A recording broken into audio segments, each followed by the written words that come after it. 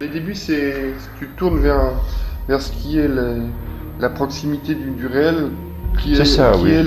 que sont les visages, Ah oui, tous les c'est ça. visages des gens que tu rencontres. C'est non ça, oui. Mais aussi dans le sens que quand tu fais un portrait, hein, Ouais. autoportrait ou le portrait d'un autre, je crois un autoportrait, c'est toujours une interrogation de l'homme sur lui-même, quoi, tu vois. Pas tellement sur le prochain qu'il le dessine, mais sur la réalité humaine elle-même ou sur la finalité, si tu veux dire. On regarde quelques dessins, on essaie de voir ça à travers des... Oui, alors les premiers dessins qui me restent de mon époque, là, c'est qu'il y en a très très peu, hein, parce que j'ai tout jeté. Alors là, par exemple, ça c'est un dessin d'un paysage. C'est la sortie de Montigny. Alors, T'étais à Metz à ce moment-là. c'est ça, c'est les 57. Donc il n'y a pas de dessins qui correspondent à l'époque parisienne quand t'étais barman, etc. Ah non, non, non, non, là je foutais tout en l'air, c'était pas sérieux vraiment. Hein. Et encore cela est très très rudimentaire.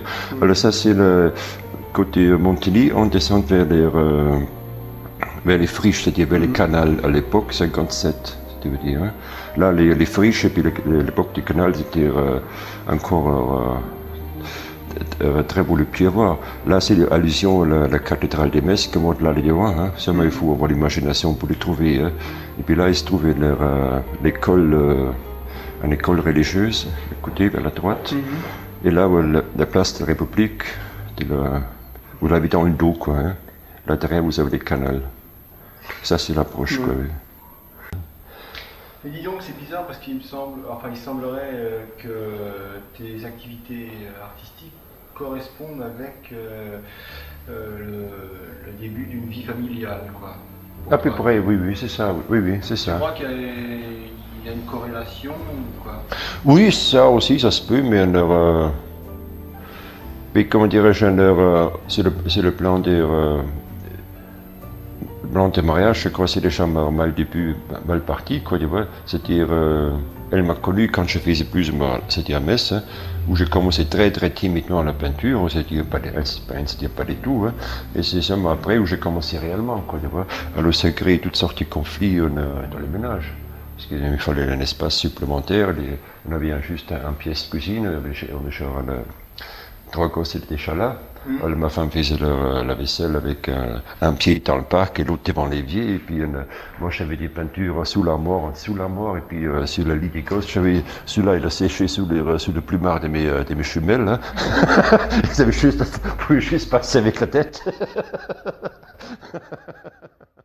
Les premiers paysages que j'ai faits, c'était les premiers portraits que j'ai faits, c'est des portraits sur reproduction, quoi, de voir Hemingway, style comme ça. Ouais. Et en plus, je faisais parce que Utrio, hein, je faisais bien ces paysages après carte postale. Il n'y a pas de raison que moi je ne fais pas le portrait de Hemingway après une photo de journal, quoi, de voir. Et Strapante, c'était la même chose. C'était des photos minuscules, hein, enfin que j'ai agrandi, c'est ça. Et le reste, c'était les portraits, je l'ai fait comme ça en étude quand j'étais barman, quoi, de voir avec des clients. Et puis, alors, je le faisais quoi, sur des papiers en machine à écrire, et toujours un pot d'encre et la plume sur le comptoir.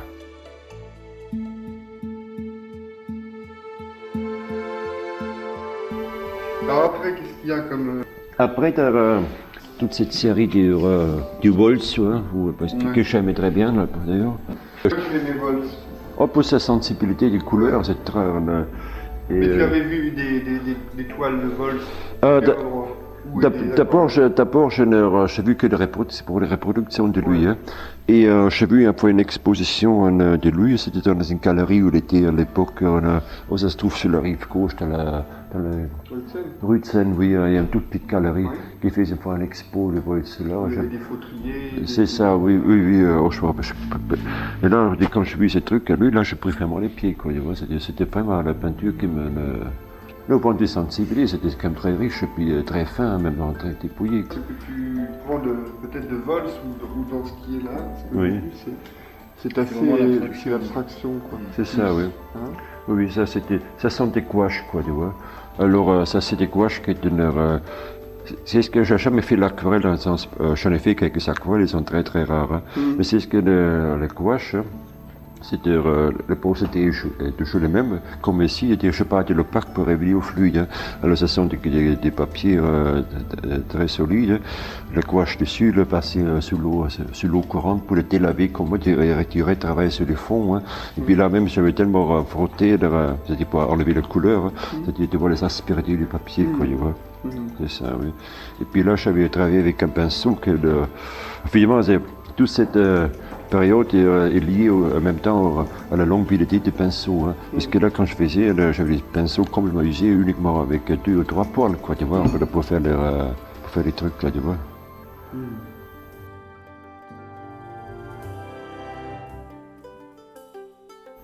Et là, ça, c'est la série de la nanatomie, quoi. Enfin, elle des trouve de chalet. À peu près les mêmes dessins que le temps, à peu près. Hein. Et quand tu revois ces dessins-là de femmes, évidemment, qu'est-ce que ça te fait? Comment tu mesures un peu la distance Enfin, je vois au début mes faiblesses, quoi, tu vois. C'est-à-dire Là où ça colle pas, quoi, tu vois. Qu'est-ce qui colle pas? Non, la nana, elle est complètement flasque, quoi, tu vois. C'est-à-dire, elle manque de consistance, quoi. C'est trop, elle est presque dans un milieu aquatique, si tu veux dire. Hein. Et puis là, c'est l'espace autour qui est mal travaillé, ça aurait dû être plus subtil, quoi, tu vois. C'était des modèles qui posaient? Non, c'est tous des nanas que je dessinais pas tête, ça aussi, tout le monde dessinait pas tête, quoi, tu vois. On voit bien comme le papier était maltraité, quoi, tu vois. Enfin, c'est aussi une recherche de la matière, quoi. Mais alors, comment tu passes de ce moment abstrait de ce type-là, Vols, à ce moment-là, dans le même temps où tu peins? Oh, parce que les résultats, c'est-à-dire picturalement parlant, là c'est plus ou moins figuratif, qu'on peut dire, mais les procédés du travail étaient les mêmes, l'exécution était la même, c'était la façon de travailler, quoi. Hein. Finalement, là, je suis parti dans les nanas, c'est-à-dire dans les formes, le développement des formes, etc. Et surtout dans la sensibilité des couleurs, c'est-à-dire. Hein. Mais c'est surtout au point de vue espace, de limpidité de l'espace, transparence qui m'a intéressé. Quoi, tu vois. Et puis là, évidemment, ça c'est une inspiration plus charnelle. Là, c'est plus végétal, quoi, les petits vols. Quoi, tu vois, c'est les petites bêtes qui courent, quoi, tu vois. Ça date de quelle époque, ça? C'est les 63, 61, 63, tu vois. Et puis je fais aussi quelques-uns à l'huile, quoi, tu vois, de ça.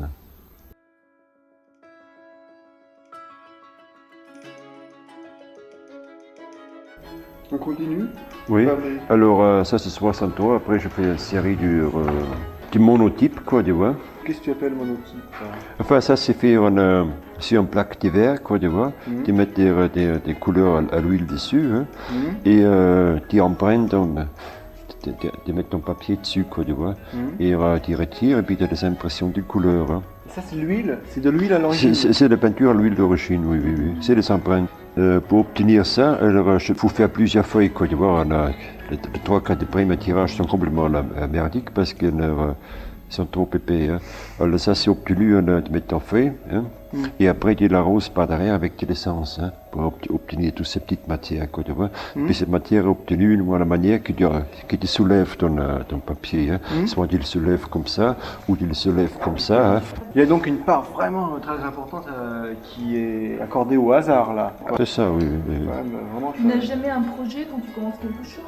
Non, c'est ça, parce que j'aime pas ni les idées préconçues, hein, donc aussi pas un dessin préconçu, quoi, tu vois, c'est-à-dire je me suis fait des matériaux de base, quoi, tu vois, et après j'ai travaillé dessus. Et en partant de l'aléatoire, on revient au concret, c'est-à-dire utilise le matériel disponible, quoi, tu vois, soit dans un sens ou dans l'autre, quoi, tu vois. Puis en même temps, je n'aime pas des couleurs trop plaquées, j'aime des choses ainsi, que des transparences. Et ça, c'est quand? C'est dans quelle année, cette chose-là? 63, pareil. Pareil, oui. Donc, à la même époque, tu fais ces choses-là, tu fais tes portraits et tu fais les peintures qui ont influencées par Vols, un peu, quoi. Ah oui, c'est la même époque, quoi, tu vois, c'est la même époque, quoi, tu vois.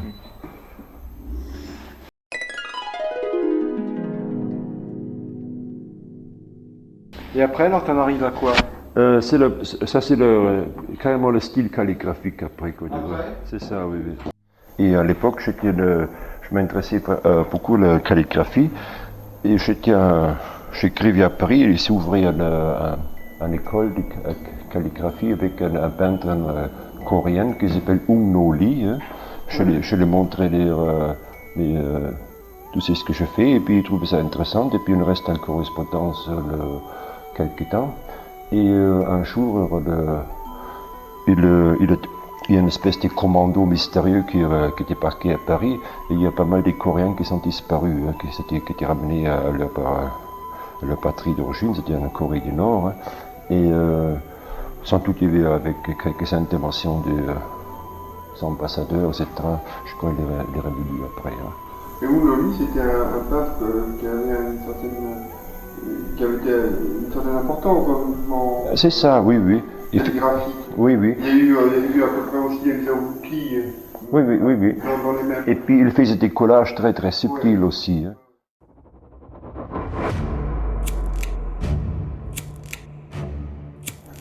Tu en as fait, toi aussi, d'ailleurs, j'ai vu des collages. Ah oui, mais ça c'est la même époque où je travaillais dans les tapisseries, quoi, tu vois. Mais c'est ça, oui, oui.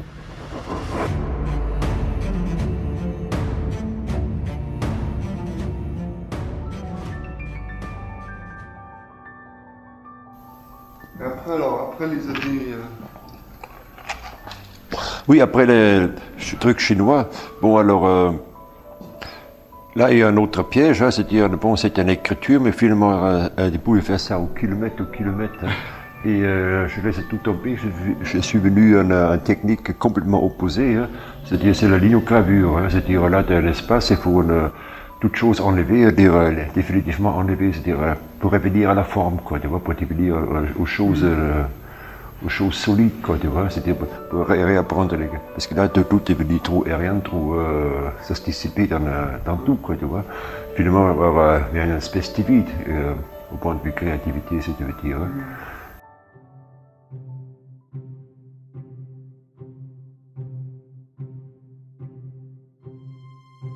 Dis-moi, à cette époque-là, c'est donc 60.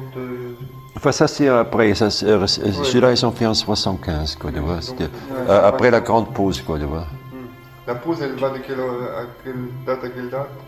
Ou, disons de 68, c'est-à-dire la grande tapisserie que tu as vue là, hein, et après c'était la fin, quoi. Et tu reprends en 70, 69? Non, vers 64, 74, mais très très lentement, mais il faut dire qu'à partir de 75, 76, hein, c'est ça, oui. Et qu'est-ce que tu fais pendant ces... J'écrivais et puis je lisais, quoi, je faisais des poèmes et puis... Et la peinture ne te manquait pas? Non, pas du tout. Hein. Enfin, il y a aussi tous les changements de l'époque qui l'ont voulu, quoi. C'est pas tellement les mai 68, parce que là, personnellement, m'a pas tellement touché, hein.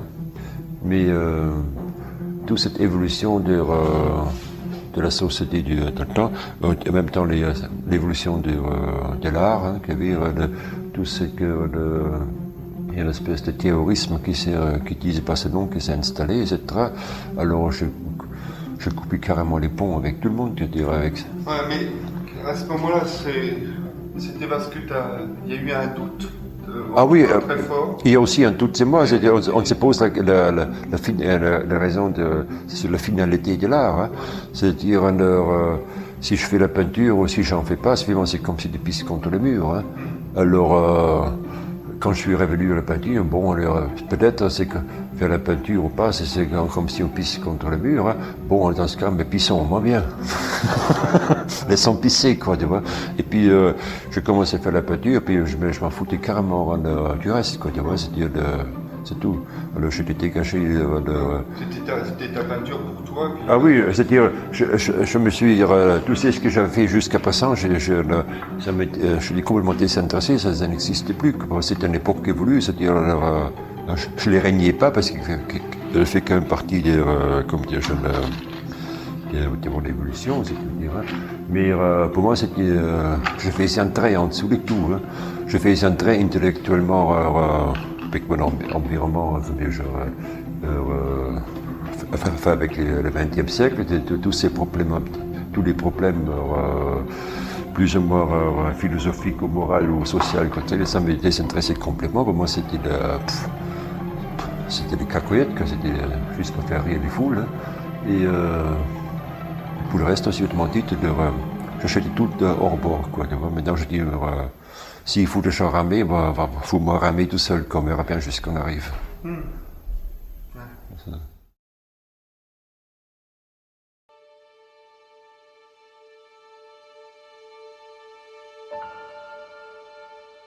Si tu parles de l'éternité, si tu parles de l'horizon, si tu parles de tout, c'est-à-dire, finalement, tout se ramène à toi-même. Il n'y a pas de solution ailleurs. Hein.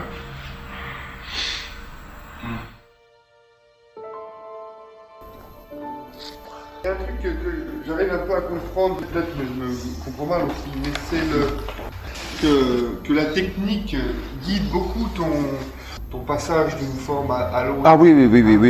Quand tu vois un Vols avec sa technique aérienne, de l'aquarelle, de la qualité, il y a un côté technique qui t'intéresse. C'est ça, oui. Et puis là, quand tu fais des écritures un peu automatiques comme celle de Michaud ou de Tobel, etc., là, à ce moment-là, c'est aussi un côté technique qui t'intéresse. C'est ça, oui. Il semblerait qu'à partir du moment où tu le possèdes, tu as envie de passer à autre chose. Oui, ou les trouves devant leur, comment dire, porte-à-faux devant quelque chose, c'est-à-dire, bon, ça va très bien, mais ça va 5 minutes. C'est-à-dire, c'est ça. C'est-à-dire, pourquoi ça va 5 minutes? Non, parce que, comment dire, je sais quand même, c'est peut-être très sérieux, c'est peut-être, tu vois une espèce d'éclatement, mais c'est quand même aussi un truc qui reste très limitatif dans sa forme. Tu veux dire que tu l'as compris, quoi. C'est ça, oui. Tu as compris comment fonctionnait. C'est ça. Et puis, ça me permet de traduire peut-être certaines choses, hein, mais pas le reste. C'est-à-dire, autrement dit, c'est trop restreint, si tu veux dire. C'est ça.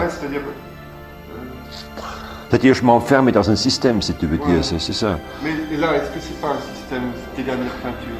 Ah oui, sans doute aussi, tout finit par système, quoi. Tu vois, ça c'est toujours l'éternel piège. Hein.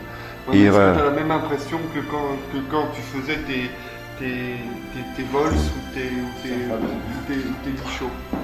Non, c'est pas la même impression, quoi. C'est-à-dire, là, c'était plus ou moins avec Volz, etc. Puis bon, parce que bon, tu connais Volz, bon, alors, je sais tout de suite. Il y a ça et ça là, il y a peut-être quelque chose de moi dedans, hein, mais c'est pas encore ça. Autrement dit, c'est ce que je suis en réalité, ça c'est encore peut-être ailleurs. Il y a peut-être une partie de ça, mais c'est pas complètement.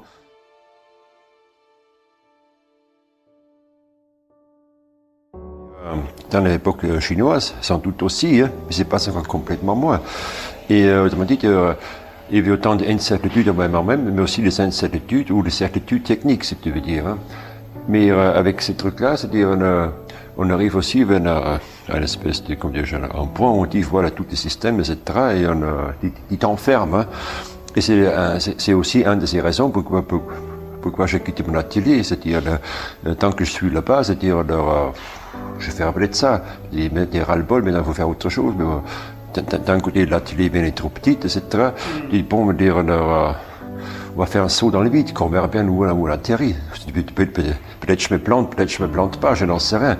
Autrement dit, tu peux dire une des raisons majeures où j'ai quitté l'atelier aussi, c'est pour répartir à zéro, quoi, tu vois. C'est-à-dire, tout ça, c'était, das war mal, c'est fini, quoi, tu vois. Puis je trouve que je fais même plus de peinture, je n'en sais rien. C'est pas la première fois. Non, mais si tu veux, quand je veux dire, ça, pour moi, c'est plus le système, c'est plus le même système que les Vols ou les autres périodes, c'est plus du tout, c'est ton système. C'est ça, oui. Je veux dire, c'est ta technique, c'est une espèce de maturité par rapport à toi-même et par rapport à la peinture, donc, qui est complètement différente finalement des apprentissages. Qui sont intéressants, mais qui en fait ne sont que des marques parce que ça n'a jamais été dans le style de Vols ou dans le style de mener au bout. Tandis que là, on sent que ça va plus loin parce que techniquement ça pousse plus loin et que tu vas au bout du système, quoi. C'est ça, oui. Si tu changes à ce moment-là, les changements, je crois qu'ils sont plus délicats à faire si tu devais changer maintenant. Ah oui, c'est ça, c'est pour ça que je ne sais pas où je vais, quoi. C'est ça. C'est vraiment un risque extrême. C'est ça, oui. Enfin, je ne sais pas de quelle manière va s'effectuer ce changement. Peut-être ça changera pas du tout, je n'en sais rien. Mais quand tu dis changement, c'est que tu as besoin de changer parce que tu trouves que tout d'un coup ça devient système? Non, mais pour être bref, je n'avais pas envie de faire pendant 150 ans la même peinture, quoi, tu vois. C'est quoi la même peinture? Non, enfin, c'est ça, c'est-à-dire autrement dit, bon, aujourd'hui je fais une exposition en médiathèque, bon, peut-être j'en ferai une plus tard, une autre, je ne sais pas avec quoi encore, mais certainement pas avec ces trucs-là. Mais je ne voulais pas, par exemple, que tu reviennes, par exemple, ici 3-4 ans, et tu vois ma peinture, ah tiens, celui-là je ne l'avais pas déjà vu l'autre jour, ou autre chose, hein, tu comprends? C'est-à-dire, enfin, approfondir, quoi. Si tu veux que je pense que je pourrais dire ça par rapport au Vols ou au Tobin, mais je ne pourrais pas du tout dire ça. Ah oui, c'est ça, ah oui. Non, mais c'était là, je suis. Parce que c'est. Là, je suis arrivé, là, on utilise n'importe qui, par exemple, qui fait des galeries ou qui visite, ou qui voit plus les travaux de plus à peintre. Hein. Alors, qui pourrait dire, voilà, ça c'est un drum, c'est pas autre chose. Un style, ouais, c'est ça. Et bien là, on dire, voilà, c'est tiens, je vois des Vols là-dedans, ou autre chose, quoi, tu vois, c'est ça. Ouais, mais ce rapport au style, je crois que c'est vraiment quelque chose d'extrêmement important, non? Ah oui, très bien. Ah oui, ah oui. D'être vu comme Monsieur Trou, mais pas comme Monsieur Vols ou comme Monsieur.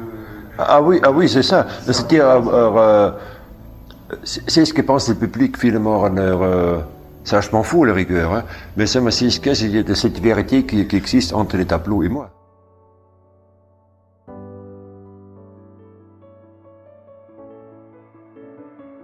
C'est ça. Autrement dit, là, il n'y a pas de tricherie.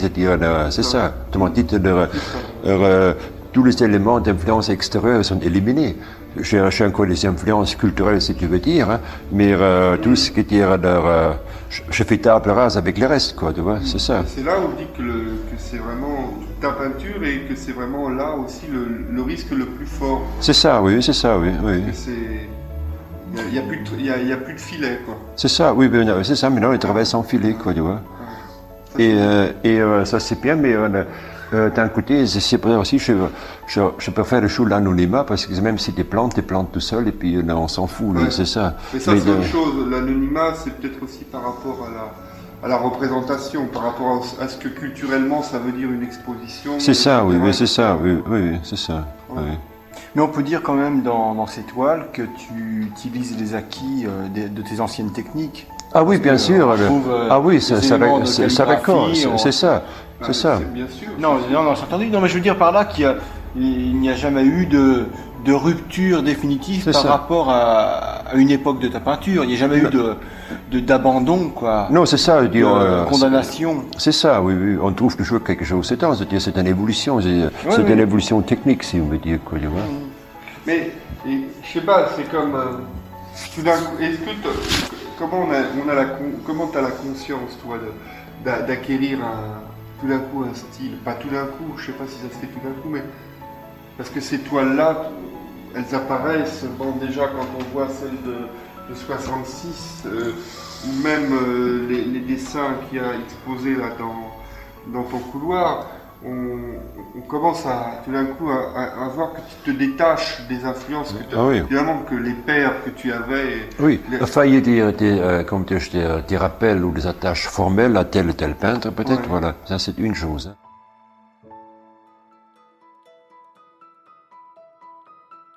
Mais de l'autre côté, il y a aussi la peinture, hein. C'est aussi un mariage, ou la perfection du mariage entre la technique, la sensibilité même de l'artiste et la chose à traiter. C'est-à-dire, il faut que la sensibilité, la technique et tout correspondent, soient en harmonie, quoi. C'est-à-dire,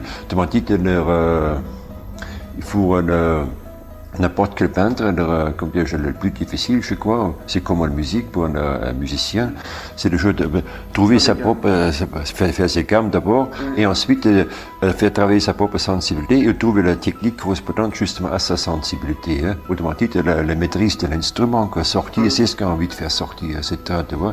Et là, de prendre le pinceau ou de prendre des couleurs, et avec les couleurs, tu fais sortir, c'est ce que tu veux faire sortir. Hein. Évidemment, cette sensibilité que tu as, de plus en plus qu'ils progressent dans la peinture, c'est-à-dire dans la technique, hein, ça élimine forcément certaines formes, certains traits, etc. Autrement dit, c'est là où c'est presque une autogenèse, si tu veux dire, mais très très lente, quoi, tu vois.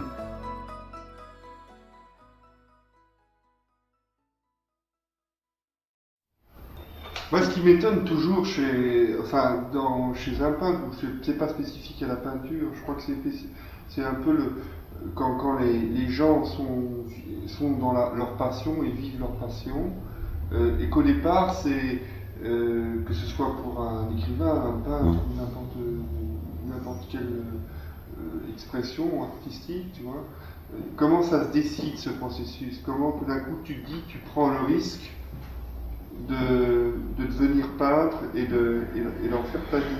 Alors je sais que c'est pas une décision qui est... Ah oui, mais comme je dis qu'à l'époque, 56-57 à Metz, j'ai commandé un bouquin à Paris, parce qu'à Metz on ne trouvait pas à l'époque, c'était pas encore très répandu, sur les bouddhismes zen, quoi, tu vois.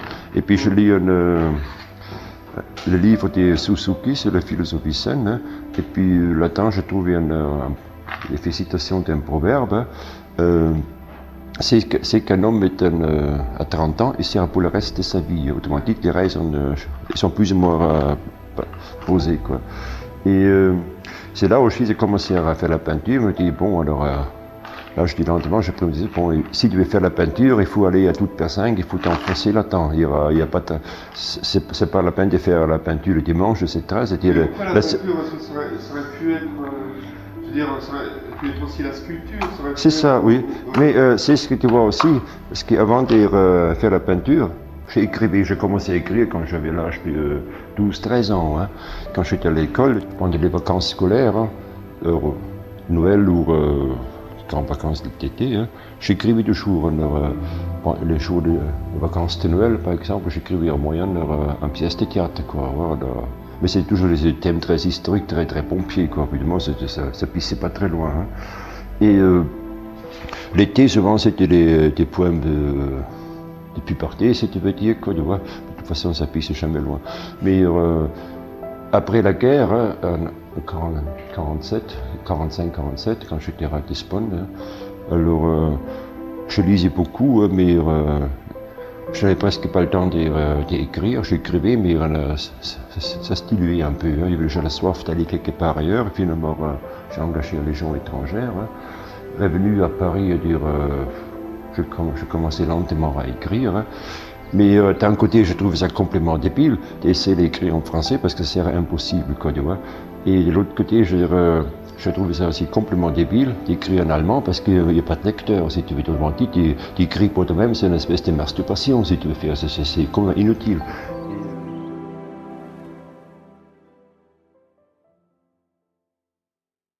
Finalement, je suis venu à la peinture. Primo, pour s'exprimer en peinture, je crois n'importe où tu es, c'est-à-dire la peinture, c'est une espèce de langage universel, si tu veux dire. Hein. Et pour moi, un critère en art, je crois, tu vois aussi, nous avons plusieurs civilisations, on peut dire, plusieurs cultures. Hein. Mais pour qu'une œuvre d'art soit valable, n'est-ce pas, il faut qu'elle soit aussi bien accessible à un Esquimau, un Japonais, ou un Indien du Sud, etc. Autrement dit, même si aujourd'hui on fait les grands tours des musées ethnographiques, hein, et même dans la culture Esquimau, dans la culture indienne, Inca, etc., japonaise ou de l'extrême-orient, de l'Inde, on trouve toujours quelque chose qui utilise un non-autochtone. Hein. Voilà, ça c'est une œuvre d'art, quoi. Tu vois, c'est-à-dire, il ne faut pas avoir appris d'abord des leçons, avoir écouté un discours, par exemple, pour comprendre que les sculptures khmères font partie de l'art, même de l'art universel, si tu veux dire, hein, comme les pyramides en Amérique du Sud, les sculptures des Inca ou dentelles des Mayas, etc. Ou même l'art précolombien, tout, ou l'art égyptien, tu vois. Et toi, tu penses que ta peinture peut être perçue par, enfin, de façon, je ne parle pas de façon universelle, oui. De façon absolue, quoi, oui. mais par le plus grand nombre? Enfin, je n'ai jamais pu faire l'essai, c'est parce que pour dire oui ou non. Hein, non, mais je parle justement oui. pas du tout au niveau de l'expérience, mais au niveau oui. de la sensation, quoi. Enfin, je serai plutôt plus ou moins modeste, c'est-à-dire, j'essaie de trouver d'être simple dans mon expression, c'est-à-dire simple dans je ne vais pas faire une peinture qui nécessite un discours d'introduction, expliquer pour dire ça veut dire ça et ça et ça. Parce que pour moi, c'est plus la peinture. Autrement, je fais juste un autre emploi pour les spectateurs éventuels. Et puis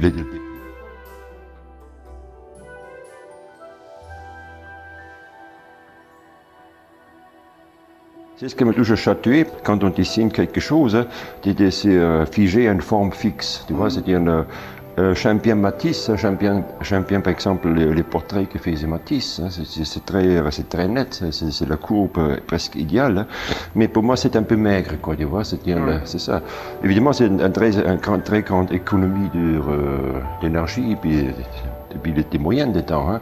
Mais ça, moi je crois que ça joue au détriment d'une espèce de sensibilité, parce que la sensibilité de Matisse, c'est une sensibilité pour moi trop abstraite, n'est-ce pas? Moi, il faut quelque chose en approche charnelle, si tu veux dire. Hein. Et finalement, tous les traits, tous les coups de pinceau, ce sont des caresses de l'espace, des caresses de la réalité, si tu veux dire. On ne les prend pas avec les mains brutes comme un sculpteur, puis il faut forger son truc avec un chalumeau, si tu veux dire. Mais on dessine presque avec un grand plume, quoi, très tendre, quoi, c'est ça.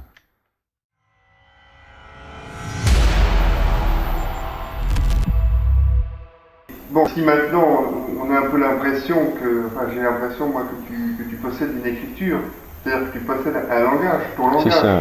Et c'est là où je crois que ta peinture m'intéresse vraiment énormément, elle me touche. Ce qui m'intéresse maintenant, quand on parle, c'est de savoir comment tu as acquéri cette écriture, comment tu as acquis ce langage. C'est ce mode d'acquisition du langage, de l'écriture qui t'amène à maintenant, c'est ça qui m'intéresse. Alors, dans les dessins, on voit, là, dans cette première époque, que tu nous montres comment ça se place un peu, si tu veux, avec les références.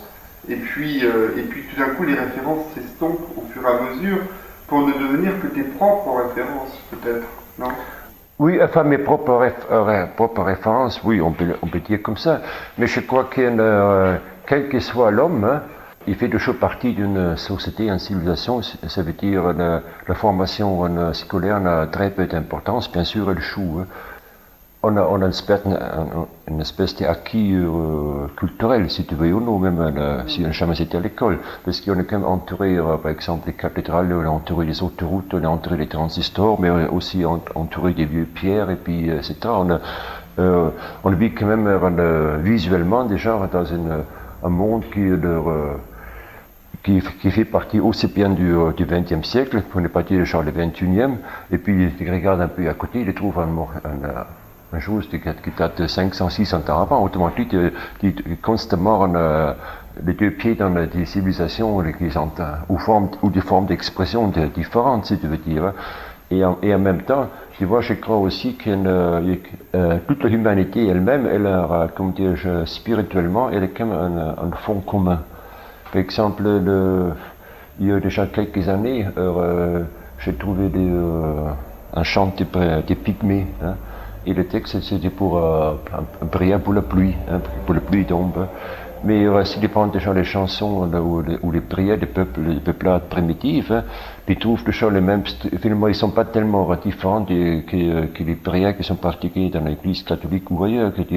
Autrement dit, les comportements de l'homme devant l'inconnu, c'est-à-dire la nature, devant tous les cataclysmes où ça faiblesse devant la nature, hein, ça se retrouve partout, quoi, tu vois. Et la civilisation, finalement, on est donc certaine coloration, si tu veux dire, hein, mais le fond commun, il est là, à mon avis, il est universel. Hein.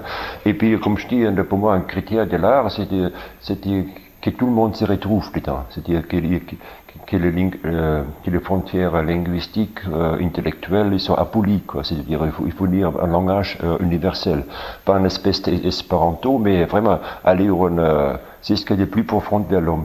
Et je crois que le plus profond vers l'homme, hein, c'est paradoxalement, c'est de jouer la religion, même si on est relié, mais elle est là. C'est-à-dire c'est l'homme devant la grande inconnue, devant la grande menace, c'est sa nudité extrême devant la mort, parce que la seule différence entre l'homme et la bête, c'est parce que c'est la certitude qui va mourir. La bête n'a pas cette certitude, si tu veux dire.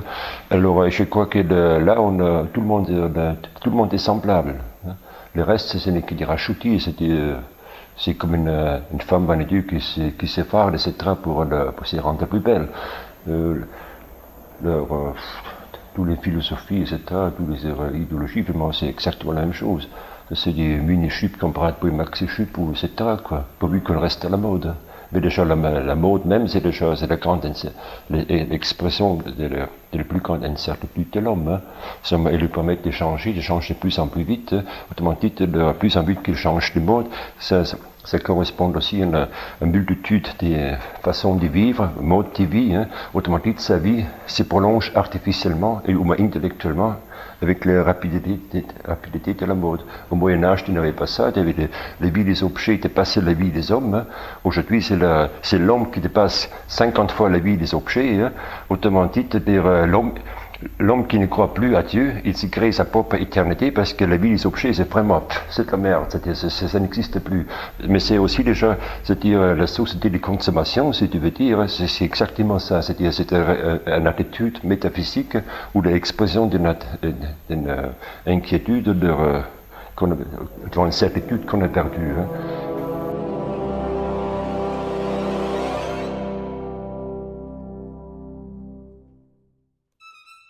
En peinture, je n'ai jamais fait des recherches rationnelles ou poussées dans la perspective. Quoi, tu vois. La perspective, pour moi, ça reste toujours un terrain d'application en géométrie analytique, dans le dessin technique, et puis ça s'arrêtait là. Quoi, tu vois. En peinture, je crois, pour la peinture du XXe siècle, je crois que c'était un donné qui était complètement à côté de la plaque, c'était qu'il ne se posait plus, quoi, tu vois, parce que l'œil voit déjà différemment, quoi, tu vois. On n'est plus dans l'œil géométrisant du siècle du passé, quoi. C'est ça, oui. Parce que la façon de voir, parce qu'il faut quand même voir les mots perspective dans le sens le plus profond, hein, c'est-à-dire il y a perspective en termes géométriques, mais il y a aussi perspective en termes philosophiques, c'est-à-dire en termes moraux, ou en termes d'avenir, si tu veux dire, c'est ça. Alors, automatiquement, c'est ça, oui. Dans la mesure où le Moyen-Âge, par exemple, a découvert la perspective, il a élaboré la perspective, il s'est positionné sur un certain point, et puis il voyait le monde d'une certaine façon. Quoi. On met un cadre plus ou moins rigide, c'est un cadre très, très, très fixe. C'était très, très rassurant. Mais s'il prend par exemple tous les angoisses qui sont nées à partir du 19e siècle et les incertitudes métaphysiques du 20e siècle, ça vient aussi du fait que nous sommes dans une société pluriperspective, c'est-à-dire il y a plusieurs perspectives, ça veut dire qu'il n'y a aucun qui est fixe, n'est-ce pas? Autrement dit, il n'y a plus de perspective. C'est ça, c'est-à-dire il n'y a plus de perspective philosophique, morale pour la vie même. Hein.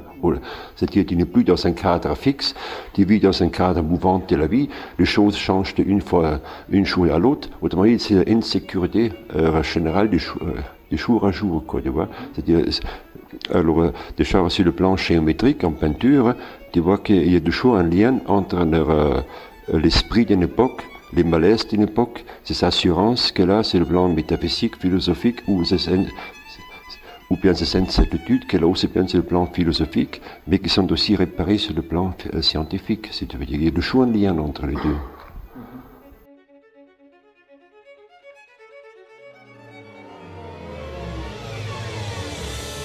Quand j'étais encore à l'école, en Autriche, je dessinais très souvent le portrait de Nietzsche, quoi, tu vois, parce que Primo Nietzsche avait un peu à dessiner, Primo, hein, et aussi parce que j'ai commencé à lire Nietzsche à l'âge de 13 ans, quoi, tu vois, c'était la généalogie de la morale, une œuvre très très difficile, hein, mais aussi des œuvres qui sont plus faciles d'accès de Nietzsche. Ça m'a toujours intéressé, et partout où j'étais dans ma vie, hein, sauf en Indochine, hein, je me suis toujours débrouillé que j'avais des œuvres de Nietzsche chez moi, hein, et paradoxalement, hein, parce que Nietzsche a écrit aussi l'Antéchrist, hein, j'avais toujours une Bible chez moi, mais une Bible, la Bible luthérienne, parce que je l'aimais pour son langage poétique, pour sa force poétique, quoi. Pas pour les questions religieuses, tu veux dire, mais pour les questions, pour sa qualité, quoi, en tant qu'œuvre littéraire.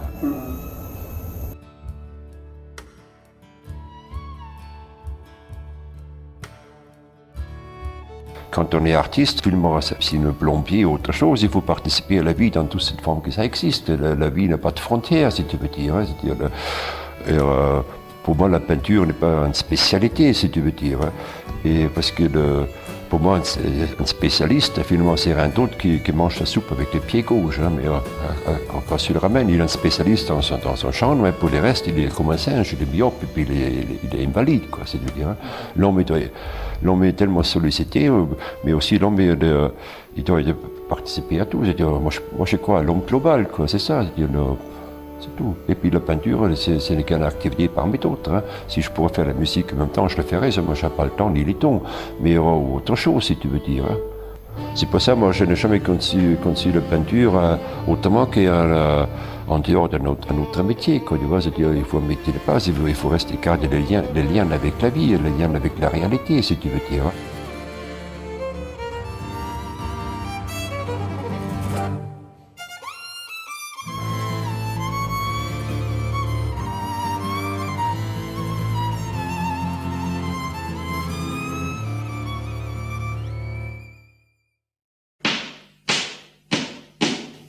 Et comment, quand tu te mets sur une toile, comment ça se passe? Enfin, je veux dire, pour toi, l'amorce, comment ça se développe, quoi, un tableau chez toi? Enfin, un tableau, hein, pour commencer, c'est une surface blanche. Hein. Il faut le couvrir pour l'animer, quoi. Donc, le peintre, on peut dire, voilà, maître des jeux, on peut dire. Hein. Mais maître des jeux, dans quelle mesure? Dépend de ton pinceau, dépend d'une certaine couleur. Hein. Bon, dépend dans les cas, tu fermes des yeux, tu trempes ton pinceau dans une couleur X qu'ils ne connaissent pas. Bon, tu fais une tache dessus, une ligne dessus. Voilà, la première ligne est jetée. Par exemple, elle est rouge, elle est bleue, elle est violette. On s'en fout, elle est là. Bon. Tu fais ton deuxième essai, les yeux aveugles, hein. De manière comme à toi, tu vas être une deuxième forme ou une deuxième tâche à côté, avec une autre couleur. Hein. Mais dès le moment, hein, tu as déjà deux couleurs, plus une surface blanche, autrement dit, tu en as déjà trois. Autrement dit, de continuer comme ça à l'aveuglette, c'est impossible, parce que moi, ça te lie dans le désastre complet. Autrement dit, il y a déjà une structure ou une loi optique, visuelle, qui t'oblige, c'est-à-dire, tu peux ajouter par exemple ça, ça et ça et ça, automatiquement, le tableau, il prend sa structure d'elle-même, tu n'es plus maître des jeux, si tu veux dire. Hein. Tu peux corriger à peu près l'évolution des tableaux, c'est tout ce que tu peux faire. Hein. Mais ça, moi, c'est cette évolution, c'est le tableau même qui te l'impose. Hein. C'est ça. Ça signifie qu'il y a quand même, dans ta façon de peindre, une part accordée au hasard assez importante. Ah oui, parce que je ne crois pas enfin, tout est hasard et en même temps nécessité, si tu veux dire. Les deux s'incluent, si tu veux dire. Hein. Le hasard, c'est les premières lignes qui sont placées et la nécessité, c'est... Nous, enfin, pas tellement hasardeux, dans la mesure je ne commence pas ma peinture avec les yeux fermés, si tu veux dire. Hein. J'ai une sensation des couleurs ou des formes hein, par lesquelles je commence. Hein. Mais une fois les choses sont amorcées, hein, je vois que c'est ce que j'avais perçu au début, c'est peut-être pas tout à fait ce qu'il y a sur la toile ou sur la surface. Autrement dit, te dire là, c'est dire les tableaux, prendre son cheminement autonome, si tu veux dire. Hein, et au début, les premières tâches, les premières touches que tu poses sur la toile,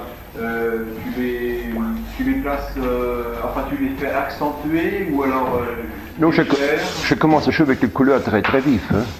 Très vives. Hein. Tu commences toujours très vif, oui, et très pur en même temps. Hein. Après, quand j'enlève, c'est ce qu'entre autres, et je commence avec les subtilités, je creuse l'espace, je creuse le fond, je recherche la matière, etc. Tu vois. Je dis d'abord il faut la matière première, pour ainsi dire. Hein. Et après il donne une forme grossière, après il commence à ciseler, enfin, tu vois, ça va de plus en plus, de plus gros, plus petit, et de plus en plus fin, quoi. Ça veut dire, est-ce que tu es capable pour tes toiles, enfin, de raconter l'histoire de la réalisation de tes toiles? Oh non, non, parce que c'est ce qui arrive, mais mes toiles, hein, je connais, je peux pas donner un exemple précis, hein, mais finalement mes toiles ils peuvent finir complètement à l'opposé de ce qui a commencé au début. Hein. Par exemple, celle-là, si je te demandais comment ça s'est passé au début, quelles lignes ont été placées, ou quelle teinte, quelle couleur, Pour les teintes qui sont placées en première, chez moi, ça c'est toujours en principe les couleurs terre, hein, c'est-à-dire les ocres, les bruns, quelques rouges, mais très peu au début. Hein. Les verts transparents, et puis des verts végétales, hein, et puis quelques bleus. Et puis voilà, et tout. C'est ça, tout c'est ce qui est en clair, tu vois, et puis après j'enlève, et puis je remets presque la toile au nu, et puis je recommence, c'est-à-dire je commence de l'opaque au fluide, je reviens à l'opaque, je reviens au fluide, etc. Tu vois, c'est un éternel va-et-vient entre l'opaque et le fluide, c'est-à-dire entre le solide et la transparence, quoi, tu vois. Et tu les fais d'une seule traite ou bien tu y reviens plusieurs fois? Oui, bien sûr, des tableaux où je fais d'un seul trait, hein, mais aussi des tableaux, évidemment, parce que quand on a une activité professionnelle à côté, on est quand même très restreinte. Par exemple, il y a des tableaux où je travaille uniquement 2 heures par jour dessus, hein, et après une semaine plus du tout, puis c'est ça, et puis je suis revenu après, quoi, la charge. Hein. Autrement dit, il y a des tableaux qui sont très très étalés dans l'exécution, hein, et les autres qui sont l'exécution est très rapide, mais ça veut rien dire sur le format, hein, parce qu'il y a des petits formats hein, qui m'ont pris presque autant de temps à faire que les grands formats. Hein. Autrement dit, c'est très relatif. Tu disais, enfin, bon, ta façon de procéder, c'est donc d'aller du plan initial dans le sens de la profondeur, quoi. Oui, c'est ça. Plus tu avances, plus tu t'enfonces dans la matière. C'est ça, mais c'est non seulement, comment dire, une technique en peinture, hein, mais ça correspond aussi à un comportement, ou presque un comportement moral dans la vie, ou un comportement philosophique. Parce que moi, j'aime pas, par exemple, tout ce qui est j'aime pas les explications qui sont trop simples, pour être simple. Hein. C'est ça. Parce que les choses, bien sûr, on peut dire certaines choses sur la vie, sur la vie des hommes, etc. Mais ce n'est pas tout. Par exemple, j'aime pas les jugements qui sont trop définitifs, hein, parce qu'ils sont trop absolus. On ne veut pas que l'homme il s'enferme de manière trop systématique dans les pièges intellectuels. C'est-à-dire, c'est-à-dire avec les réponses qui satisfassent son esprit. Hein. Mais il faut quand même dire que l'esprit humain est quelque chose de très très vaniteux. Hein. Alors, la façon qu'on explique une chose, ça peut satisfaire l'esprit, mais ça peut également tromper fondamentalement sur la chose réelle. La preuve dépend uniquement du cheminement de la science, hein, de la science du village des pharaons jusqu'à aujourd'hui. Il y a des points de vue scientifiques, hein, uniquement pas uniquement du 19e au 20e siècle, il y a quelques points de vue scientifiques qui aujourd'hui sont complètement ridicules, n'est-ce pas? Et je crois qu'en tant qu'homme, hein, non seulement en tant que peintre, c'est-à-dire on n'a pas le droit de s'enfermer trop facilement, uniquement dans les facilités intellectuelles, si tu veux dire. C'est-à-dire la vraie réalité, hein, le fond même de la réalité, nous échappe. Totalement. Parce qu'avec tous les acquis de la science qu'on a aujourd'hui, hein, je crois qu'on se pose encore le même nombre de questions essentielles comme il y a 3000 ans. Hein, rien n'est résolu. On touche là comme des... C'est ça, oui, on touche là comme des paumés, quoi, tu vois.